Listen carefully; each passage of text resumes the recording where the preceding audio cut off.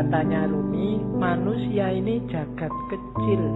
Bahasa filsafatnya mikrokosmos, alam shahir. Alam semesta ini alam kabir. Dalam diri mikrokosmos ada makrokosmos, ada dalam dirimu terkandung semua unsur-unsur alam semesta. Makanya Al-Quran menyuruh, lihatlah sekelilingmu dan lihatlah dirimu sendiri. Karena dalam diri kita, apa yang ada di alam, dalam diri kita ada, dalam bentuk mini. Unsur-unsur alam apa saja itu sebenarnya ada. Mineral kah, air, api, udara, tanah, ada semua dalam diri kita. Jadi kita ini mikrokosmos. Maka pertama-tama pahamilah dirimu, kenali dirimu, lihatlah ke dalam. Nah, kalau sudah paham diri kita, kita akan paham alam semesta. Karena dalam diri kita ada seluruh alam semesta. Kalau kita sudah paham alam semesta, kita akan paham Allah. Karena alam semesta ini manifestasi dari sifat-sifat Allah semuanya, A sampai Z. Makanya ada hadis yang bilang, man arofa nafsahu faqad arofa rabbahu. Barang siapa kenal dirinya, dia akan kenal Tuhannya. Rumusnya apa? Dalam diri kita ada alam semesta, makrokosmos. Makanya kita disebut mikrokosmos.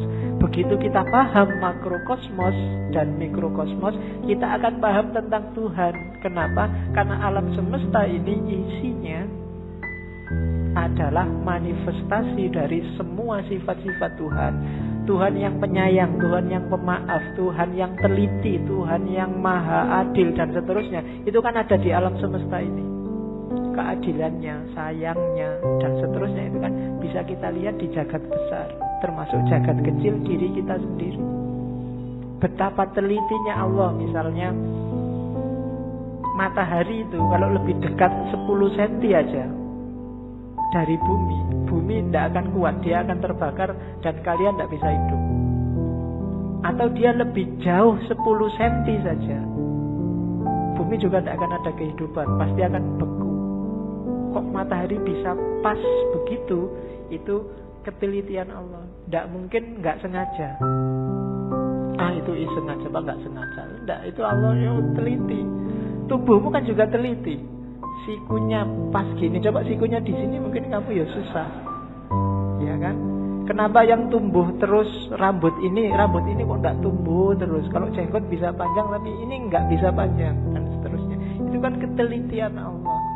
Dalam alam shahir dan alam kabir, kamu bisa membaca semua tanda itu dan menemukan Allah dan memahami Allah. Maka man arofa nafsahu faqad arofa rabbahu. Jadi manusia sebagai mikrokosmos dan makrokosmos. Maka hakikatnya kita dan alam itu levelnya sama. Jangan mengeksploitasi alam, jangan merusak. Itu apa? Karena ini bagian dari kita, termasuk dengan sesama. Kita dan masyarakat yang lain itu satu. Kita dan alam semesta itu satu. Hanya kita dalam bentuk mini. Oke, saya lanjutkan. Malam ini materinya agak banyak. Ini kalimat yang saya suka dari Rumi.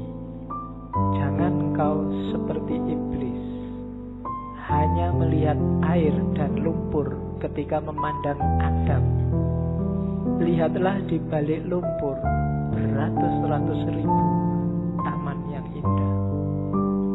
Kalimat ini menurut saya penting karena orang Indonesia hari ini cara berpikirnya landasannya adalah suudzon, nganggap orang lain jelek, khususnya yang berbeda dengan dirinya.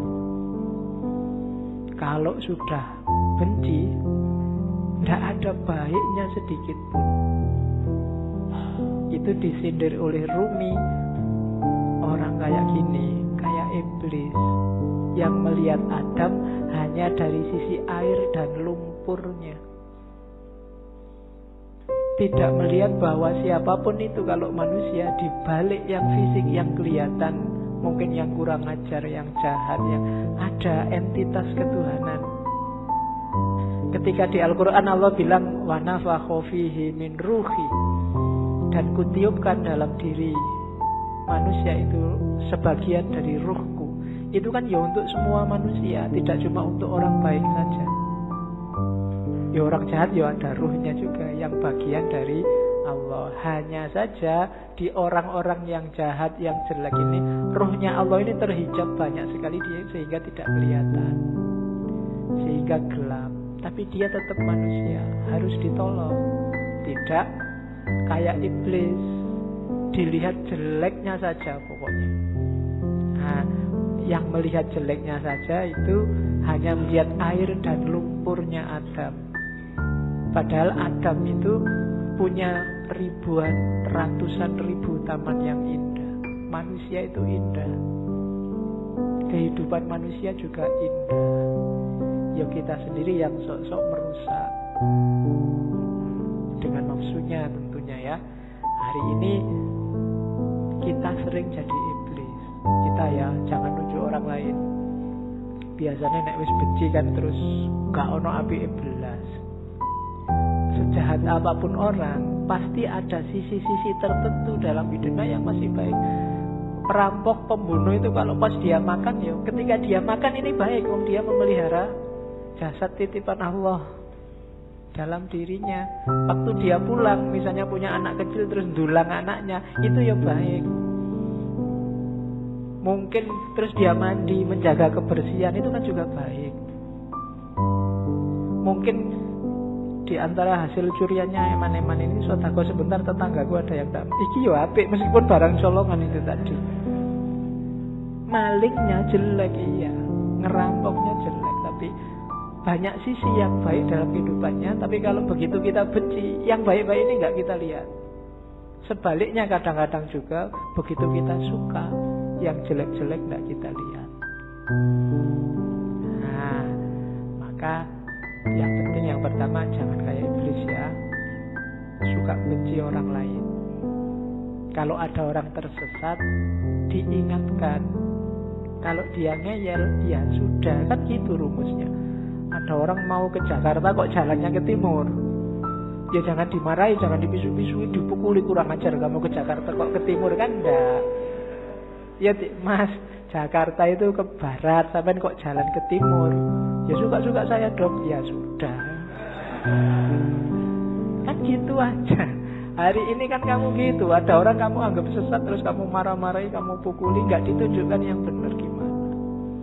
Tunjukkan ya, tugas kita kan cuma tabligh, sampaikan aja. Kalau nggak diterima ya sudah. Perkara nanti kamu kesasar mau ke Surabaya kok terus nyampe Banyuwangi, mau ke Jakarta nyampainya Banyuwangi, ya dinikmati saja, urusannya dia. Nah, yang penting kita jangan jadi iblis. Kalau ada orang beda, orang kita anggap sesat, terus kita lihat jeleknya saja.